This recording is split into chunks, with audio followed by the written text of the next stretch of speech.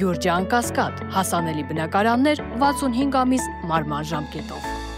Հատիկ առ հատիկ դատարանի վճռով հօգուտ Հայաստանի Հանրապետության բռնագանձվել է Երևան քաղաքի Ծովակալ-Իսակովի 25 կոտորակ 3 հասցեում գտնվող 25.6 քառակուսի մետր մակերեսով տարածքը եւ բնակավայրերի նշանակություն ունեցող հողամասը որպես ապօրինի ձեռք բերված գույք։ Այս մասին հայտարարել է Հայաստանի Հանրապետության վարչապետ Նիկոլ Փաշինյանը։ Երևան տեղափոխվելուց հետո Շահրամանյանը ստորագրել է մեկ այլ հրամանագիր, որով անվավեր է ճանաչվել 2023-ի սեպտեմբերի 26-ին ստորագրված Արցախը լուծարելու մասին հրամանագիրը։ Այս մասին Facebook-ում գրել է փաստաբան Ռոման Երիցյանը։ Չնայած ոչ այս եւ ոչ էլ Արցախը լուծարելու վերաբերյալ հրամանագրերը որևէ իրավական ուժ չունեն, երկուստեք հակասում են թե Արցախի մայրօրենքին, թե հրամանագրից բարձր իրավաբանական ուժ ունեցող այլ իրավական ակտերի դրույթներին, ուժի մեջ չեն մտել եւ հետեւաբար որևէ հետևանք կամ առաջացնել չեն կարող, այնուամենայնիվ հրապարակում եմ Արցախի Հանրապետության նախագահի 659N հրամանագիրը, բոլորին խնդրելով Արցախը լուծարված լինելու մասին այլևս չխոսել, գրել է Երիցյանը։ Թուրքիայի Քոնյա քաղաքում մեկնարկած զորավարժություններին նաև ադրբեջանցի զինվորականներ են մասնակցում զորավարժանքին, որը տևելու է մինչև մայիսի 23-ը, ռազմաօդային ուժերի օդաչուներ, ավիատեխնիկա, որոնողափրկարարական ծառայության մասնագետներ եւ տեխնիկական անձնակազմի ներկայացուցիչներ են մասնակցում։ Ռուսաստանը չի կարող համաձայնել Ուկրաինայում եվրոպական խաղաղապահ կոնտինգենտի ներկայությունը, հայտարարել է Ռուսաստանի Դաշնության նախագահի մամուլի քարտուղար Դմիտրի Պեսկովը։ Ոչ չենք կարող, ասել է նա, անդրադառնալով Ուկրաինայում եվրոպական խաղաղապահ կոնտինգենտ տեղակայելու մասին հարցին։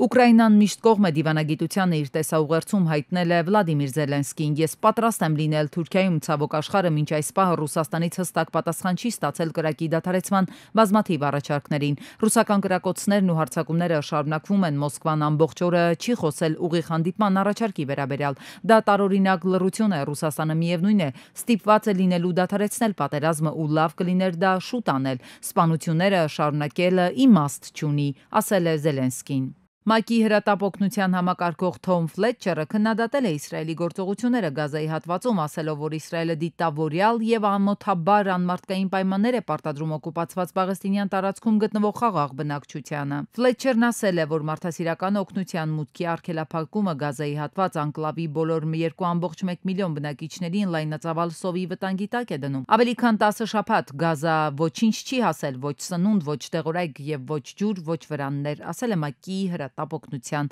համակարգողը։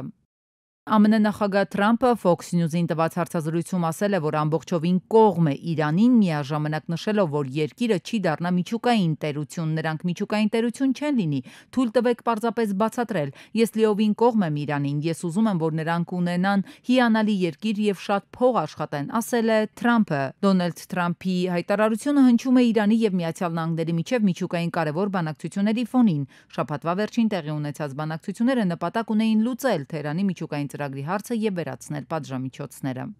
Թուրքիայի եւ Ռուսաստանի արտգործնախարարներ Հական Ֆիդանը եւ Սերգեյ Լավրովը հեռախոսով քննարկել են Ուկրաինայում խաղաղության հաստատման ուղղված վերջին ջանքերը։ Այս մասին լրատվականին հայտնել է Թուրքիայի արտաքին գործերի նախարարության աղբյուրը։ Ուկրաինան միշտ կողմ է դիվանագիտությանը իր տեսաուղերձում հայտնել է Վլադիմիր Զելենսկին։ Ես պատրաստ եմ լինել Թուրքիայում ցավոք աշխարհը մինչ այս պահը Ռուսաստանից հստակ պատասխան չի ստացել կրակի դադարեցման բազմաթիվ առաջարկներին։ Ռուսական կրակոցներն ու հարձակումները շարունակվում են։ Մոսկվան ամբողջ օրը չի խոսել ուղիղ հանդիպման առաջարկի վերաբերյալ։ Դա տարօրինակ լռություն է։ Ռուսաստանը միևնույն է ստիպված է լինելու դադարեցնել պատերազմը ու լավ կլիներ դա շուտ անել։ Սպանությունները շարունակելը իմաստ չունի, ասել է Զելենսկին։ Մեքսիկայում նախընտրական միջոցառման ժամանակ գնդակահարել են իշխող կուսակցության քաղաքապետի թեկնածուին, զոհվել է 5 մարդ, այդ թվում նրա դուստրը։ Հաստատումը հաստատվել է նահանգի իշխանությունների կողմից։ Սա Վերակրուսում թեկնածուի արդեն երկրորդ նման սպանությունն է հունիսի 1-ին նշանակված ընտրություններից ընդամենը մի քանի շաբաթ առաջ։ 89 տարեկան հասակում մահացել է Ուրուգվայի նախկին նախագահ Խոսե Մուխիկան։ Նա հայտնի է իր համեստ կենսակերպով եւ հաճախ բնորոշվում է որպես աշխարհի ամենաաղքատ նախագահ։ Նա ոչ միայն նախագահ էր, այլև ակտիվիստ, օրինակելի քաղաքացի եւ առաջնորդ իր երկրի համար։ 6 անգամ նա վիրավորվել է եւ ընդհանուր առմամբ 14 տարի անցկացրել բանտում, այդ թվում երկար տարիներ մենախցում։ Ազատ է արձակվել 85 թվականին Ուրուգվայում ժողովրդավարության վերականգնումից հետո։ Շվեյցարիայում միջին աշխատավարձը 8104 եվրո է։ Այս ցուցանիշով Շվեյցարիան առաջատար է Եվրոպայում։ 2023-ի Եվրամիությունում լրիվ դրույքով աշխատողի միջին ամսական աշխատավարձը ըստ ճշգրտված հաշվարկի տատանվել է Բուլղարիայում 1125 եվրոից մինչև Լյուքսեմբուրգում 6755 եվրո։ Եվրամիության միջին ցուցանիշը կազմել է 3155 եվրո։ Եվրամիության խոշորագույն տնտեսությունների շարքում ամենաբարձր միջին աշխատավարձը Գերմանիայում է 4250 եվրո, որին հաջորդում է Ֆրանսիան 3555 եվրո։ Շվեյցարիայում միջին աշխատավարձը 8104 եվրո է, ինչը դարձնում է այն Եվրոպայի ամենաբարձր վարձատրվող երկիրը։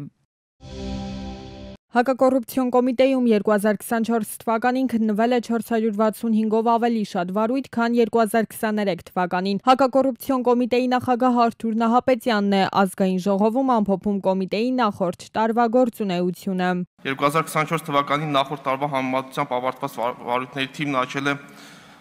313-ով։ 2023 թվականին ավարտվել է 536 վարույթ։ Այսինքն 2023 թվականի համեմատությամբ 2024 թվականի ընթացքում քննված վարույթների թիվն աճել է 25.5%-ով,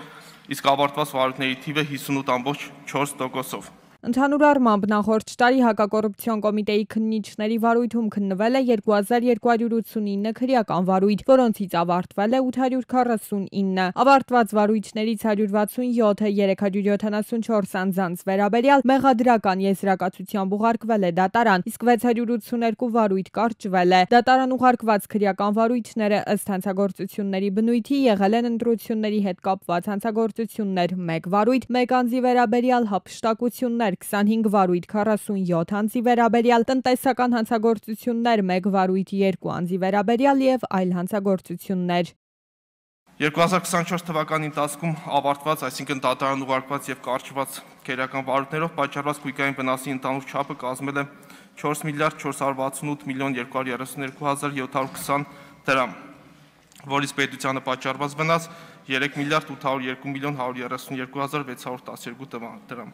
Պետությանը պատճառված վնասից վերականգնվել է 477 միլիոն 556 հազար 413 դրամը։ Ավելի քան 275 միլիոն դրամ արժողությամբ գույքի եւ դրամական միջոցների վրա էլ արգելանք է դրվել։ Նահապետյանի խոսքով 2023-ին քննիչների հաստիքները կրկնապատկվել են, ինչը հնարավորություն է տվել նվազեցնել շարունակվող ծանրաբեռնվածությունը։ Նրա խոսքով, եթե համալրեն առկա մոտ 11 թափուր հաստիքները, ծանրաբեռնվածության առումով ավելի լավ իրավիճակում կհայտնվեն։ Պարտադիր ժամկետային զինծառայությունն ավարտելուց եւ զորացրվելուց հետո տղաների արագ ինտեգրումը քաղաքացիական կյանքին անհրաժեշտություն է։ Գործազրկությունը կարող է լուրջ խոչընդոտներ առաջացնել այս պրոցեսի ընթացքում։ Պետության գործարկած զբաղվածության աջակցության պիլոտային ծրագիրը նպատակաուղղված էր այս եւ մի քանի այլ խնդիրների լուծմանը։ Ծրագրի առաջին բաղադրիչը ուսուցումն է, երկրորդը պրակտիկան եւ երրորդը միանվագ աջակցության տեսակը։ Բոլոր դեպքերում երկու կողմն է որոշում, որ բաղադրիչով են առաջնորդվելու, գործատու եւ ապագա աշխատող հանդիպման արդյունքում որոշում ուսուցում կամ պրակտիկա կամ երրորդ մոդելը։ Ուսուցման պարագային որոշելիս գործատուն եւ աշխատողը միասին են որոշում, որ սկզբից որտեղ սովորել, ինչ սովորել, որ գործատուն հետո պարտավոր լինի աշխատանքի վերցում։ Պետությունը իր կողմից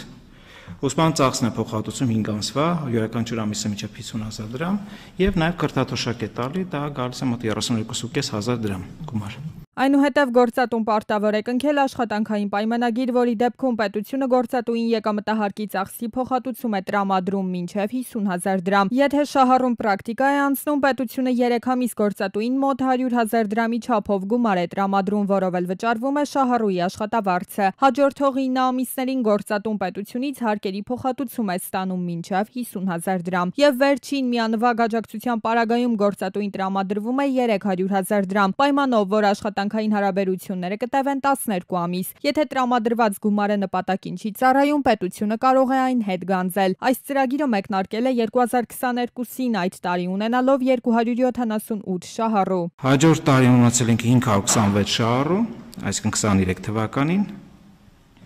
24 թվականին ունեցել ենք 321 շահառու, չնայած նախատեսել ենք 275 շահառու։ Եվ այս տարի մենք նախատեսել ենք արդեն 500 շահառուի համար ծրագիր եւ դեռ այս պայծառությամբ ունենք 75-ը բնականաբար։ փորձը ցույց է տալի, որ տարվա ընթացքում շահառուների թիվը մեծանում է։ Թեև նախապես թվականակի նշաձող է սահմանվում, այնուամենայնիվ նախարարությունը սահմանափակումներ չի ներդրել։ Անգամ սահմանված թիվը լրանալուց հետո պատրաստ են աջակցություն տրամադրել ծրագրից օգտվել ցանկացողներին։ Երևանում եւ մարզերում ծրագրի դիմելիության մակարդակը գրեթե համազոր է, մասնագիտական նախընտրություններն են տարբեր։ Եթե առաջի 22 թվականին SMM-ի մասնագետների պահանջարկը չկար, այդքան էլ չէր զգացվում կամ էլ, ապա հիմա արդեն 2024-ից սկսած մեր մոտ այդ մասնագիտությունը գտնվելով պահանջարկը մեծանում է։ IT ոլորտի տրիդետ մոդելավորման մասնագետներ, կահուկագործ կամ այլ մասնագիտություններ, որոնք միջին մասնագիտական կրթություն են պահանջում կամ գիտելիք են պահանջում, իրականում աշխատաշուկան բակը մեծ պահանջարկ ունի միջին մասնագիտական կրթություն ունեցողների, դա լինի լավ զոդող, տաք պատշար, դա բոլոր դեպքերում մասնագիտություններն են, եւ երիտասարդները գնալով դա են ընտրում։ Զորացրված երիտասարդները հիմնականում դժվարանում են աշխատանք գտնել գիտելիքների պակասի պատճառով։ Աշխատանքի եւ սոցիալական հարցերի նախարարության ներկայացուցիչն է ասում, ծրագրի շահառու դառնալու առաջնային նախապայմանը աշխատելու ցանկություն ունենալն է, մյուսը գործազուրկ լինելը։ Ծրագրին դիմելու ընթացակարգը բավականին պարզ է, պետք է մոտենալ միասնական սոցիալական ծառայության կենտրոն ու ստանալ անհրաժեշտ ուղղորդումը։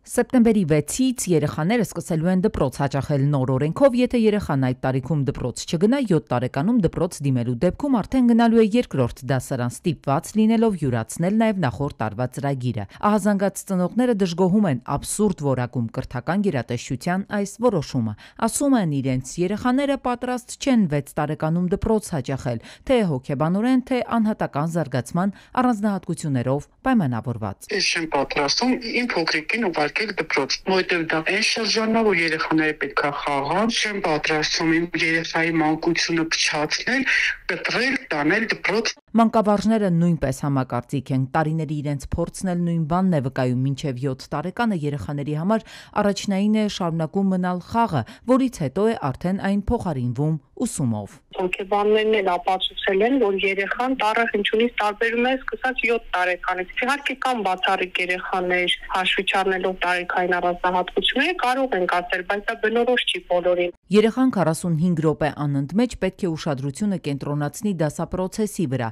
որն այս դեպքում գրեթե անհնար է։ Մասնագետները հիշեցնում, վկայաբերում են ներառական կրթության մեջ ընդգրկված երեխաների օրինակը, որոնց դեպքում եւս քիչ չեն դժվարությունները։ Ես ինքս ներառական կրթության երեխա ունեմ եւ առաջի դասարան ընդհանրապես հաճախել չի ցանկանում, ներառական կրթությունը միացված է համընդհանուր կրթության հետ, ներառական երեխան չի ընկալում դասը ինչ է, կարող է դասի ժամանակին իր հագուստը հանել, չհասկանալ, որ չի կարելի, կարող է նույնիսկ խանգարել մնացած բոլոր առողջ երեխաների կրթության իրավունքը։ Լոգոպեդն էլ է նկատում, զարգացվածությունից զատ ամենամեծ ու կարևոր խնդիրը երեխաների ուսումնառության մոտիվացիայի իսպառ բացակայությունն է։ Առաջի դասարանցին չի ցանկանում գնալ դպրոց սովորել, որովհետև իր արժև դրված խնդիրը, իր արժև դրված ուսումնական ծրագիրը իրեն հասանելի չի, դժվար է։ Երբ երեխան պատրաստ չի դպրոց գնալուն, այսինքն չունի բավարար բարիքային բառապաշարը, չի կարողանում արտասանել բոլոր հնչյունները եւ դրանից բխող բոլոր հարցերը, երեխան կդժվարանա այդ տառերը գրել սովորել։ Եթե չի կարողանում լիարժեք հնչեցնել, հնչարտասանությունը տուժած է, ապա գրավոր խոսքում գրելու ընթացքում ինքը ունենում է ավելի շատ խնդիրներ։ Թե ինչ որոշում կկայացնեն ծնողները, պարզ չէ, բայց այն, որ 7 տարեկանում դպրոց հաճախելու դեպքում կխաթարվի երեխայի կրթական գործընթացը միանշանակ է։ Կկարողանան արդյոք մանկավարժները իրենց վրա դրված ծանր բեռը տանել ու լրացնել բաց թողնված դպրոցական ծրագիրը, ժամանակը ցույց կտա։ Գրագիտ էին խոսում պրոֆեսիոնալ, որ չմտածեցի դա գեղձ լինի, նոր եմ տեղափոխվել Հայաստան, վերցրել եմ քարտս, մտածեցի սխալ եմ ակտիվացրել։ Չեն հանդարտվում զեղծարարները, հիմա էլ հին մեթոդներն են վերամշակում ու կատարելագործում եւ դրանց երկրորդ շնչառություն հաղորդում։ Հիշում եք մի 2 ամիս առաջ, 3 ամիս առաջ տենց բավականին մեծ ալիք եղավ, որ մարդկանց զանգում էին, ասում էին ձեր իբր օպերատորից, ձեր 5G-ն ենք միացնում, հետո ինչ-որ հվում էին ուղարկում, ոչ կարծ ասած պարզ պրիմիտիվ մարդկանց բանկային քարտի տվյալներ էին հավաքագրում, որ այս գումարը հանում։ Սցենարի սկիզբը նույնն է, փոխվում է ընթացքը, ավարտն էլ դեռ հայտնի չէ։ Զանգահարում են որևէ կազմակերպության անունից, ներկայանում բջջային օպերատոր, տեղեկացնում, որ ծրագրային խնդիր է առաջացել, խնդրում են տեղափոխվել WhatsApp, միացնել share screen, որի ժամանակ էլ հասանելիություն են ունենում ձեր հեռախոսին։ Իրենց մոտ համակարգչում ինչ-որ խնդիրներ ցույց տվել, ասացին օգնեք կարգավորենք։ Մի քանի հրահանգներ տվեցին, որ ճիշտ ակտիվանա, բայց չեմ կարող ասեմ կոնկրետ ինչ լուրջ բան կար կամ չկար։ 3-4 հոգու հետ նման բաներ խոսել եմ, բոլորը արել են ամեն ինչ բոտի վրա արագ հապճեպ ու չեն կարող հիշել, թե ինչ են ցույց տվել, ինչ են արել այդ զանգող պատահ օպերատորի հետ միասին։ Խնդիրը ավելի քան խորքային է, եթե առաջ նույն պահին հափշտակում էին բանկային հաշվին եղած գումարը, ապա հիմա հնարավոր է օգտագործեն անձնական նամակագրությունները, լուսանկարներն ու գաղտնաբառերը, որոնք հետո կարող են օգտագործվել ու դառնալ շանտաժի առարկա։ Արդեն 3-4 օր է անցել, բայց դեռ լուրջ բան չեմ նկատել։ Հնարավոր է նամակագրություններս տեսած լինեն կամ հեռախոսի մեջի լուսանկարները, վիդեոները։ Զարգացող տեխնոլոգիաներին զուգընթաց զարգանում են նաև կիբերհանցագործությունների մեխանիզմներն ու հնարավորությունները։ Վիրտուալ խաբեությունների հաջողության գաղտնիքը մարդկային բնազդների ու հույզերի հետ խաղալն է։ Դրանք հաճախ նյութապես վնասելուց բացի կարող են նաև լուրջ հետք թողնել հոգեբանության վրա։ Ոստիկանությունից ևս հորդորում են զգոն լինել, ցանկացած կասկածելի հավելված հղում կամ հեռախոսազանգ մանրակրկիտ ուսումնասիրել, անհրաժեշտության դեպքում էլ դիմել մասնագետի կամ ոստիկանության օժանդակությանը։ Արտաքինից անվտանգ թվացող փոքր խալն անգամ ամբողջ օրգանիզմը կարող է ախտահարել, եթե դրա չափսերի, անկանոն եզրերի կամ գույնի փոփոխությունը չնկատեք, ժամանակին բժշկի չդիմեք։ Հավանաբար արևի ճառագայթների ազդեցության ծխախոտի կամ էլ սթրեսի արդյունքն է, որ մաշկային ուռուցքային հիվանդության, մասնավորապես դրա ամենաագրեսիվ տեսակներից մեկին մելանոմային է հանգեցրել։ Օրինակ, մեր երկրի պաշտոնական վիճակագրությամբ յուրաքանչյուր տարի 60-ից 70 մարդու մոտ է այն ախտորոշվում։ Այս թվի հետ սակայն հաշտ չեն առողջապահության նախարարությունում, պաշտոնյաները ասում են, իրական պատկերը չի արտացոլում։ Պացիենտները, որոնք կարիք ունեն հետազոտման, իրենց քանակը չի ավելանում։ Չգիտես խի մարդիկ անուշադրության են մատնում մաշկի վրա տեղի ունեցող փոփոխությունները, չեն դիմում մասնագետների, երբեմն դիմում են ոչ ճիշտ մասնագետների, այն մասնագետների, որոնք չեն պատկերացնում, թե ինչի հետ գործ ունեն։ Այն բոլոր դեպքերը, երբ որ դիմում են մարդիկ տարբեր տեսակի կոսմետոլոգիական սալոններ, իբր վառում են խալերը, այսպես կոչված, հա, եւ այլն բաց թողումները շատ են լինում եւ մելանոմայի դեպքերը մենք այդպես էլ չենք կարողանում ընդգրկել ուռուցքաբանի եւ մաշկաբանի հսկողության տակ եւ բաց են մնում այդ դեպքերը։ Տարեկան 60-ից 70 դեպքերն ի դեպ հիմնականում հայտնաբերվում են 4-րդ փուլում, վիճակագրությունը ճիշտ կես-կես է, 50% դեպքերում առաջինից 3-րդ փուլ, մյուս 50%-ը 4-րդ։ Ավելի ուշավակ սերնդի մոտ են ախտորոշում, պակաս ուշադիր են մաշկի փոփոխությունների նկատմամբ երիտասարդների համեմատ, սակայն քաղցկեղի այս տեսակի դեպքում էլ շուտ հայտնաբերումը մինչև 100% բուժման երաշխիք է։ Հայաստանը իհարկե ամենաբարենպաստն է, որովհետև գենետիկորեն մենք բաց մաշկ ունենք, հին հայը ավելի բաց մազերի գույն է ունեցել, ավելի բաց աչքեր է ունեցել, աչքերի գույն է ունեցել եւ արևի ճառագայթումը դե Հայաստանում գիտեք, հա, բավականին բարձր է, բայց ինչն է հետաքրքիր, որ գենետիկորեն մեր օրգանիզմը հարմարվել է այս պայմաններին եւ կարծես թե ինչ որ պաշտպանական մեխանիզմներ են մշակվել։ Դրա համար եթե ենթադրենք, որ մենք տարեկան ախտորոշում ենք, չենք ենթադրում, գիտենք, որ ախտորոշում ենք 70-80 դեպք, ու եկեք կրկնապատկենք կամ միգուցե եռապատկենք այդ թիվը եւ ընդհանուր մելանոմաների թիվը պատկերացնենք։ Արևի ճառագայթների ներքո եք լինելու, անպայման արևապաշտպան օգտագործեք, դրա կարիքն անգամ այսօր կար, երբ անբամած էր երկինքը, ասում է բժիշկը։ Ի դեպ, արդեն 26 տարի մայիսը քաղցկեղի այս տեսակի դեմ պայքարի ամիս է համարվում։ Երևանի ու մարզերի բուժկենտրոններում անվճար հետազոտություններ կլինեն։ Անցած տարի ախտորոշված բուժառուներն արդեն առողջ են։